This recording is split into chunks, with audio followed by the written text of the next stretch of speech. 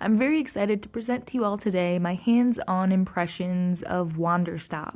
A few weeks ago, someone from the team at Ivy Road reached out with a preview key ahead of the game's March 11th launch date, which I very happily downloaded and jumped straight into.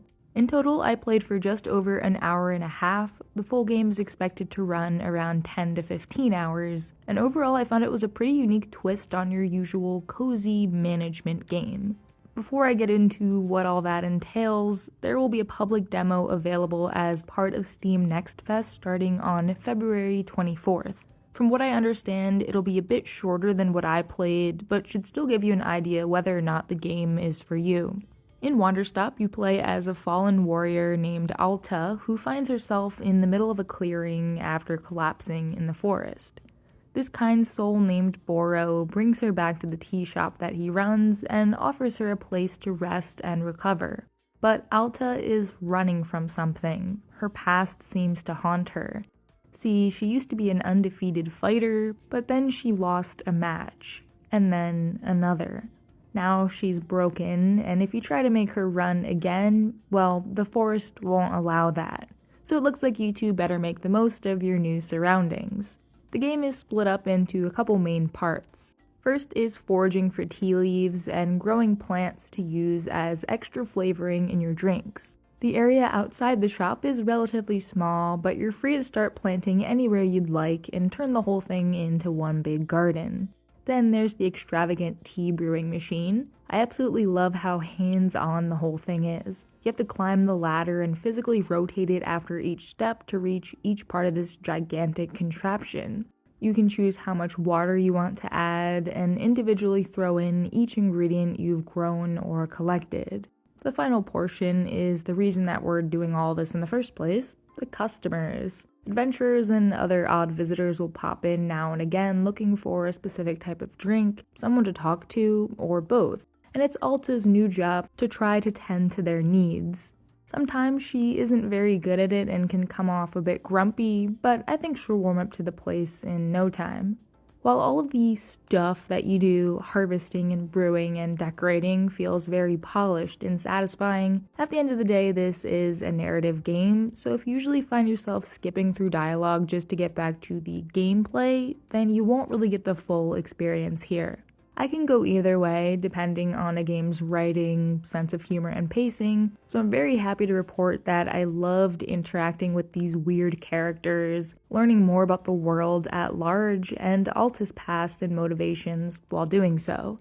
Among the many people you'll meet is a very professional knight named Gerald, who, as you find out, is actually doing all of this just to impress his son. All the characters have got some great animations. I like how they each have a personalized icon next to their names, and I can't wait to see who else stumbles their way to the shop in the full game. So I did a little experiment to see what would happen if I gave customers the wrong order. Gerald was suspicious, but ultimately drank it anyways, while this demon hunter forced me to remake it. Lame. As you get closer with characters, they'll open up more to Alta, and she'll do the same. Sometimes they'll even give you gifts, like this lovely stop sign that I decided to put right near the door. And there are tons of little details like this. There are shelves and frames all over the tea shop which can be used to hold items or pictures that you've taken. There's even a mailbox where you can return lost items or join a book club, which actually sends you a real book that you can read cover to cover. One of my favorite details, though, is this dish train. Just place a dirty cup in one of the cars and watch as it loops around through the suds and comes out sparkling clean on the other side.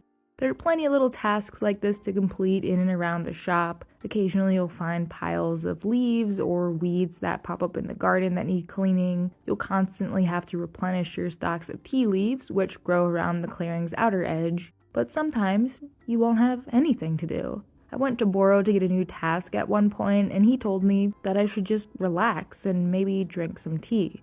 Wanderstop isn't afraid to make you pause and take a break at times, which is the exact thing Alta wants to avoid. She's used to training and constantly being on the move, so this is all very new to her, even if you happen to be a cozy game veteran.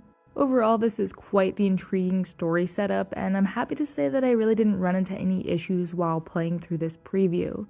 Moving around feels great, it's responsive, and your sprint is nice and quick. I didn't run into any bugs or performance issues, and I definitely enjoyed interacting with all the weird characters and can't wait to meet more of them.